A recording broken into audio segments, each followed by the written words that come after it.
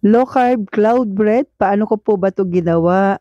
At sobrang sarap, simple lamang pong gawin pero po napakasarap po nito at napaka-fluffy po nito. So try mo na po ka-low carbs, konti lang po ang ingredients. Una po, ito po yung akin niluto sa air fryer po, share ko lamang po ng konti, yan. Niluto ko po siya sa oven, yung iba din po ay sa air fryer para po mas malaki-laki yung cloud bread na magagawa ko po, parang buns ang dating pero soft po siya.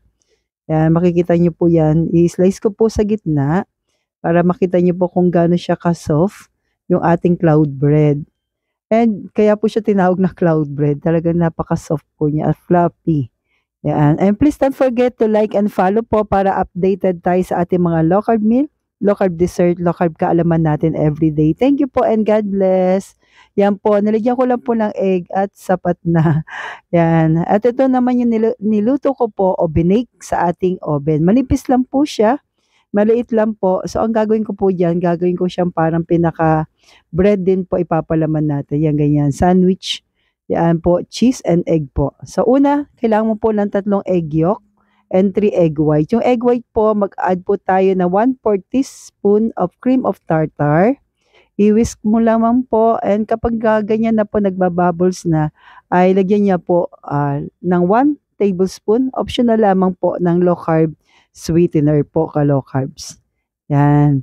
So, continuous lang po natin yung pag-whisk po nito ka-low carbs hanggang sa ma-achieve po natin yung kailangan po natin na texture po niya. Yan. Ang ganda nito ka-low carbs na ano siya, iilan lang yung ingredients at hindi ka mahihirap hanggang maging ganyan na po. Yan. So, pwede rin pambaon sa office. At yung egg yolk, lagyan lang natin ng 2 to 3 tablespoon po ng cream cheese.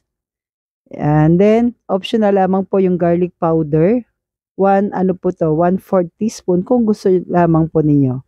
Pero pwede naman pong wala. Then mix lang natin parehas. Yan, pagsamahin na po natin after nating ma-mix maigi yung ating egg yolk. Yan, mabilisan lang to ka-low carbs. Yan, after natin ma-mix, dapat na preheat na natin yung oven natin na 230 Celsius in 10 minutes. Then, isasalang na po natin sa oven yung iba. So, kasi kailangan po dahil magdadaw na kagad yung natin, yung ating egg white. So, malulusaw na kagad po siya. Kaya kailangan mabilisan na maisalang. So, ito po yung binake natin sa oven ng 230 Celsius in 10 minutes or yung iba po maabot ng 15 minutes. Depende rin po sa oven. Ganyan lang po. Pwede na yung kutsara. Yan. 6 pieces yung naluto ko sa oven at sa air fryer. Ito po 160 in 10 to 15 minutes po. Lahat po nilagay ko na po doon sa air fryer. Yung natira po. So, ito yung ating niluto sa oven. Ganyan po siya kanipis.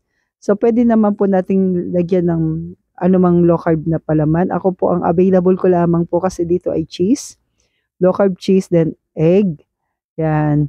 Tsaka ko po nilagyan ng konti lang na mayo. Konti lamang po. At iyon po yung dinagdag natin sa ibabaw. Yan o, yan. Para maging barang buns ang dating po niya. Pero cloud bread po siya. So, yan po yung aking kinain po sa intro. Yan, ang sarap nito ka-low carbs. Try mo na po at napakasimple lamang po nito. So, stay healthy. Stay low carb po. God bless po sa ating lahat. At patuloy po tayong ingatan ng ating Panginoon sa araw na ito. Thank you.